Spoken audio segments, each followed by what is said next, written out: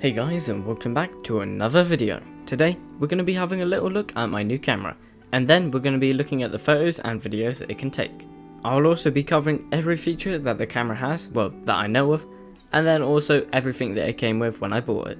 Okay, so we'll start off by showing the main camera body. And by the way, this is a Panasonic Lumix G85. So I just pressed the on switch, which means that the display will come on.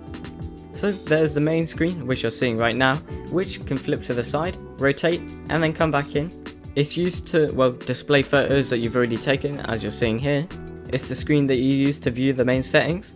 And then also, when you're taking a picture or video, you can actually see a live feed, which is really helpful, and also something that every camera should have. But now we'll be moving on to the main lens. This is a 12 to 60mm lens. The wider ring that you can see in the middle is what you use to change the focus distance. At both ends of the lens, there's a lens cap, which stops sunlight and dust from getting in, and also protects the lens. There's some writing on the side. I'm not a camera person, so I don't know what any of this means, but if you are, then I guess here you go. So now it's time to move on to the flash, which is one of my favourite things. There's a few buttons on the back. There's on and off, the actual flash button, slave on, normal, and then slave 1, slave 2 or slave 3.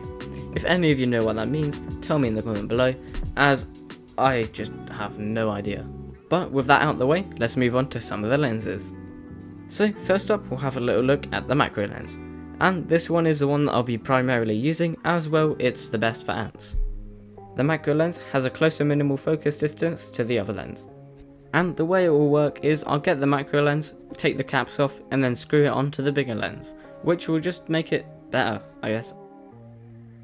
But anyways, now we're off of the macro and onto what I believe is the telescopic lens. I find this lens is good for taking photos of faraway subjects whilst maintaining a good image quality.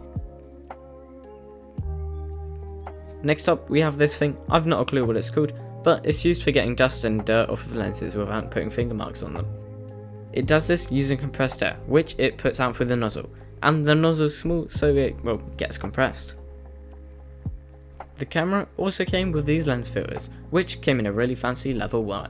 There's 3 different colours. One of them I think is clear, or it might be a light grey, the other one is a dark grey, and then the other one is a purple. And I did test these out, but when I actually used it, it didn't work as much as what it looks like on the camera. And then we also have a tripod, which is used to mount the camera on so you can take more steady pictures and videos. But it's a really low quality one, and I just wouldn't recommend buying it. And that's because as soon as I used it for the first time, the legs snapped off. It wasn't like it was too bent or anything, it just fell out. And you know, it's just not very good quality, I guess. But aside from the tripod, everything else was great. So now I guess it's time to look at the camera's features. On the side of the camera, there's an SSD slot, which you put your SSD into. Underneath the camera, there's this little slot where you put your battery into. It also has a little switch, which you can lock and unlock, so the battery doesn't fall out. This is the battery, and it comes with a charger. Well, of course it does. And it only takes 175 minutes to charge, which feels pretty quick when you're doing ant stuff. And hey, if you like ant content, don't forget to subscribe, as it really helps me out and only takes a second of your time. So now I'll be going over the buttons on the camera. So at the front of the camera is the shutter button, which is for taking pictures, and the front dial. Underneath is the red button, which is for recording. Then is another button, which is the function button, and is where you put your custom keybinds in. And around that button is the rear dial, which I'm pretty sure makes the shutter longer. And then this front dial is where you change the photo type. First up, we have the single photo, and then after that we have multiple photos, so when you hold down the shutter button, it continues to take photos. Then is the 4K photo, which makes your photos 4K. After the 4K is the post focus, which lets you go in after you've taken the photo and focus on different parts. Then is the self timer, which is kind of like a timer on your normal phone. And then finally we have the time lapse or animation, which, well, lets you make a time lapse or animation. But with all the features out the way, it's finally time to have a look at some of the photos.